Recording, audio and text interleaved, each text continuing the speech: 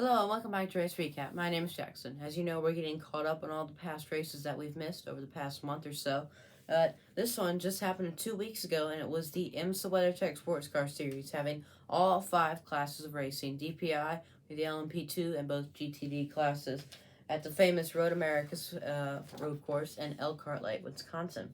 If you want to pause the video, take a look at the track description. We've seen it in multiple series: IndyCar when they raced here in June, of course the Cup back in 4th of July weekend, and this race did not disappoint. And it was a little mix between wet weather at race, and if we're in Formula One, you'd probably say it was intermediate. Showers had been on and off in the morning, and a little bit during the race.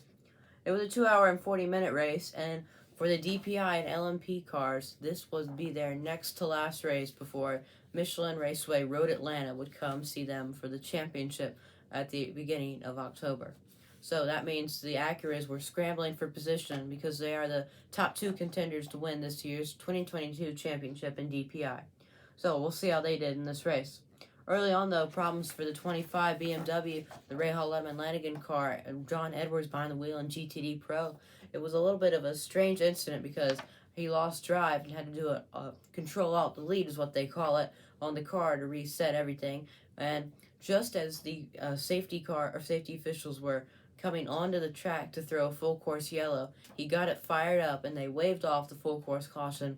I'm not sure if the teams knew that there was a caution out yet, so that might have been why. If it was just a second or two later, we might have gone full course yellow. But since we didn't, so he was able to get back rolling, but had to go multiple laps down to fix some repair issues. When we got back, or the first full course caution happened just a few laps later, actually, in LMP2. Stephen Thomas behind the PR1 Matheson Motorsports car, number 11, spun out into the grass all on his own, it looked like, and got it rolling once again, but unfortunately spun the rear tires, and the grass was pretty wet, so when he tried to spin around in the grass, it just didn't spin, and it drove him straight into the gravel and got stuck in the kitty litter. So after that full course caution, we went back going, but Pippo Durrani in the 31 Cadillac it is for DPI, he unfortunately had a little bit of contact and went around, but was able to get it going in that wet grass. And then Fabio Scherer, a couple laps later, in the number 20 LMP2 car, got off track for a little off-track excursion, only lost a spot or two, and was able to get back going. The second caution was for debris off the JDC Miller Motorsports number 90 LMP3 car.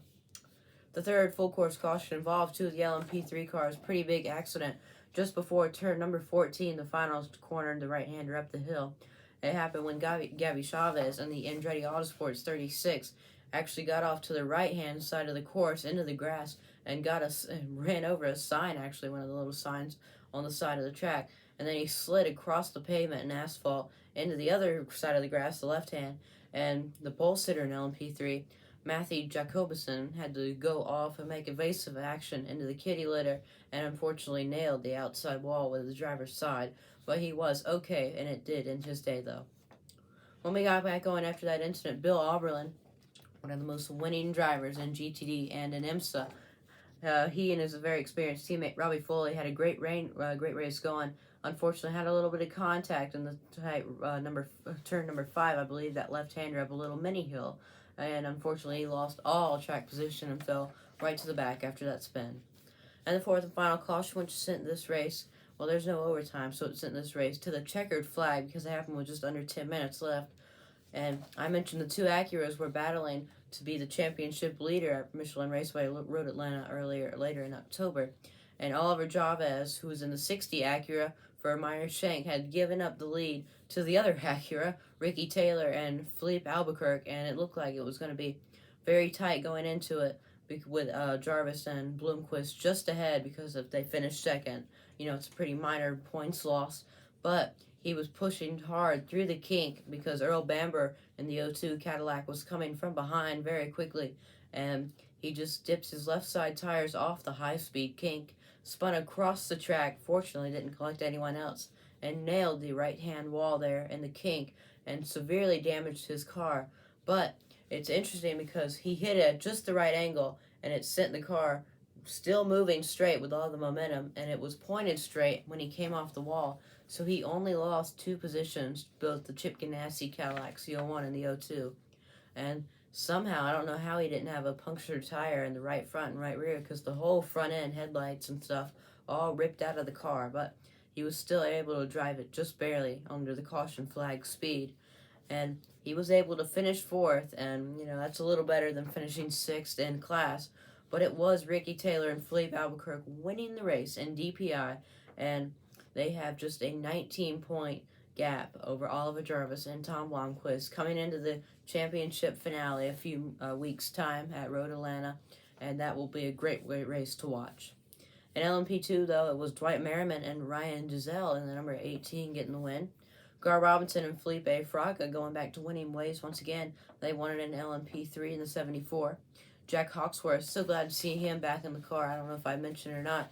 He was injured in a motocross accident a few weeks ago and was in recovery and couldn't drive the number 14 Lexus, so Ben Barnicoat was taking over for him, and Ben Barnicoat was the other co-driver who won this race with him. And glad to see Jack in his first race back pick up the win.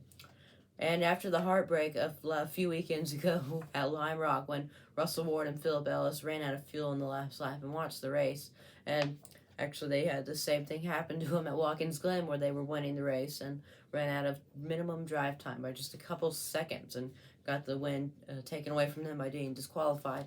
They finally were able to get a win, and no penalties or anything this time, so it was official. Russell Willard and Philip Ellis back in victory lane in the 57 AMG. Well, that's all for race recap. It's going to be the next to last race for the two GTD classes. They will be at VIR in about a week or two, and we'll have that recap.